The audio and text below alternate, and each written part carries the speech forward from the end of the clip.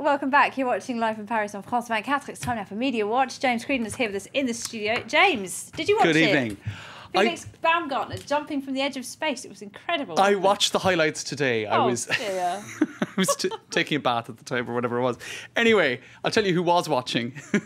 Red Bull executives, because this is massive marketing for them. They organised the event over at Red Bull, an Austrian company with some 5 billion in turnover every year in euros. So certainly they know how to organise a good profit. Skydive, yeah. Yeah, absolutely. Now, do you know that 30% of their budget... See Red Bull written on his leg there. That's it, and they made sure to market it very well. Do you know that 30% of their budget is consecrated to these sort of events? They're stunts of all kinds. And the whole thing is it gives you wings, right? Red Bull gives you wings, and here, well, or a parachute of some description, I suppose. And so it was... I mean, it's captivating. Sugar rush at the very, very least.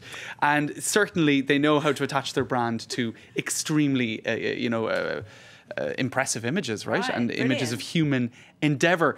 Now, 8 million views on YouTube yesterday. That was a massive thumping of the previous record for a live viewing on YouTube of an event that was 500,000, I think, during the London Olympics. Now, let's take a look at some other pictures of what Red Bull has sponsored or organised in the past, right? I think we have pictures of the highest rollerblading jump ever. I think, can we go show these pictures? This is at the Eiffel Tower.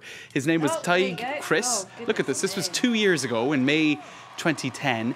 And all of it organised and funded by Red Bull as well. And here he is, just, rather terrifyingly jumping off the first floor of the Eiffel Tower.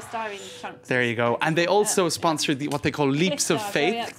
That's right, cliff dives. It's like a bungee jump without the bungee.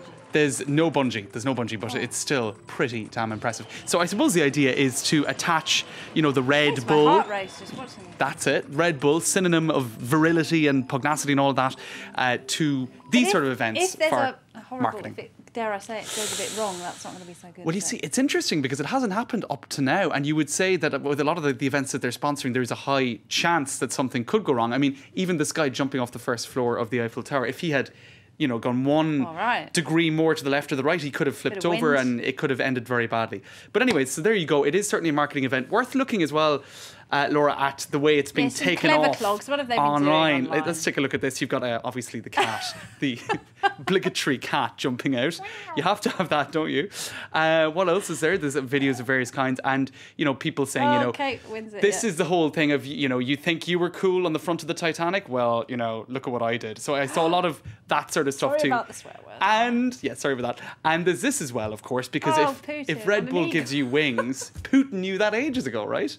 So this was a stunt that Putin pulled several months ago. Russian Prime Minister on an eagle. That's right. Excellent. What did he do? He migrated. What do they call these things? Memes. Memes.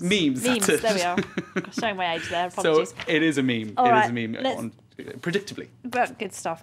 Let's move on to something a bit more horrible and nasty, really. A bit of racism on Twitter. Twitter has been used for dubious purposes in the past, and this is a new one, isn't it? A bit of anti-Semitism there. A bit of anti-Semitism over the weekend on the French Twitter sphere.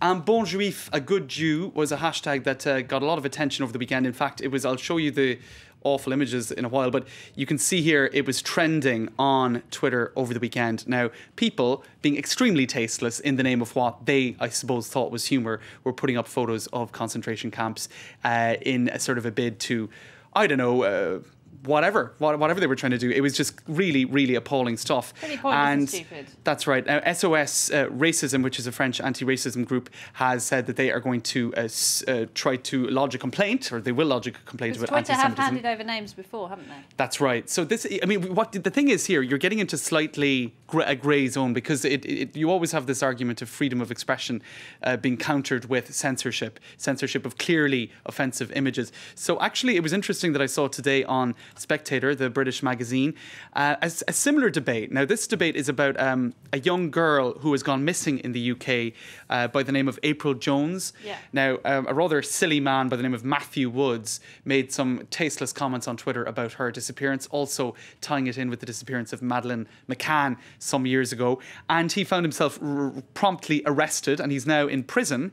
And the thing is an act in the UK, the Malicious Communications Act, which has been amended to allow for for arrest in incidences such as this. So it has been broadened out to include messages that can cause needless anxiety. So I suppose you can see there was the famous one of the guy whose plane was delayed or cancelled, and he said on Twitter, rather foolishly, that he was going to blow up the airport. Obviously not meaning it, but rather foolish. But he ended up in court. So I suppose we're seeing more and more of these cases of people saying silly things online. Think before you tweet. We've said it before. Absolutely think before you tweet, because you are now in an age where you're not speaking to just a small group of friends, you're speaking to the broader public. Exactly. Think dangerous. About it. Okay, let's move on because there's talk in France today about legalising cannabis. Again. Have those ministers been smoking something? What's going on? Well, some would say they have because it's become the debate of the day after yesterday the education minister, I think we have images of him there, made a declaration about, he said that it should in fact be